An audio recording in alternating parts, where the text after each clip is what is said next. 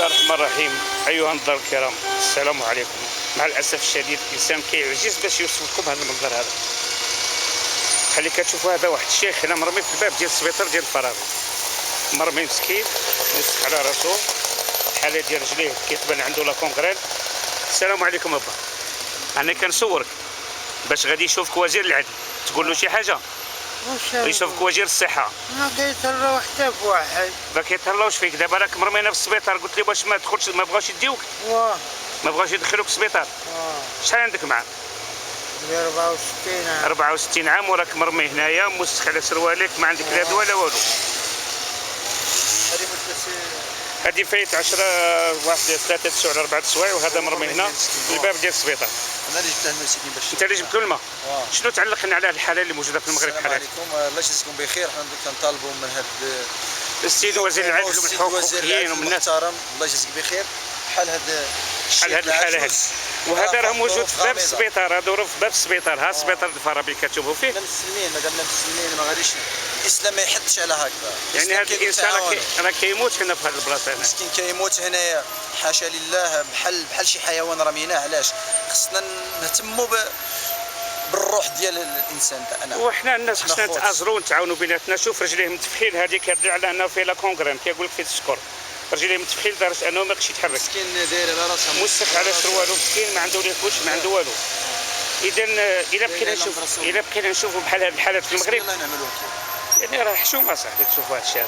حسبي الله ونعم الوكيل، حسبي الله ونعم الوكيل، حسبي الله ونعم الوكيل.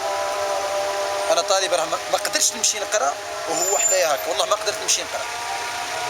انا ما قدرتش نمشي نقرا، والشيخ مسكين بحال هكا. هنا كيقول جيت للسبيطار وياك، جيت للسبيطار ما بغاوش يدخلوك. هادشي اللي جا للسبيطار باش يعالج ما بغاوش يدخلوه، ما بغاوش يستقبلوه في السبيطار.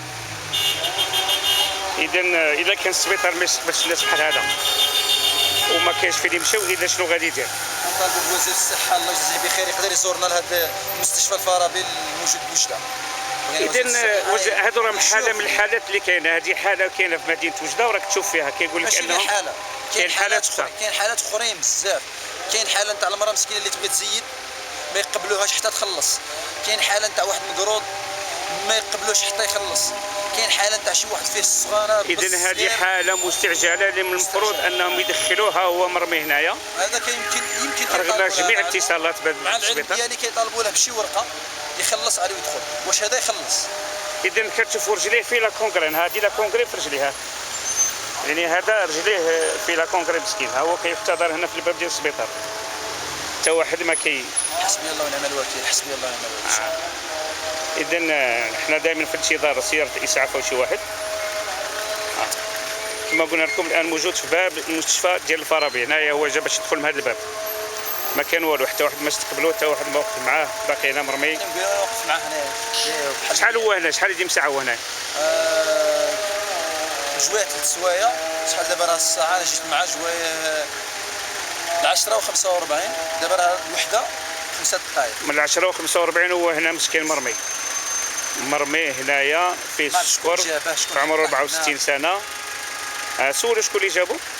شكون جابك هنا؟ الفارابي. جابوه الناس باش يدخلوا للفارابي وما بغاوش يستقبلوه في الفارابي على اساس انه يمكن ما عنده حتى شي وثيقه ولا شنو. نديروا اعاده النظر، ندخلوه نشوفوه ندخلوه. دابا حنا ننتظروا سياره الاسعاف. حنا اتصلنا بسياره الاسعاف، نستناو سياره الاسعاف شنو غدير.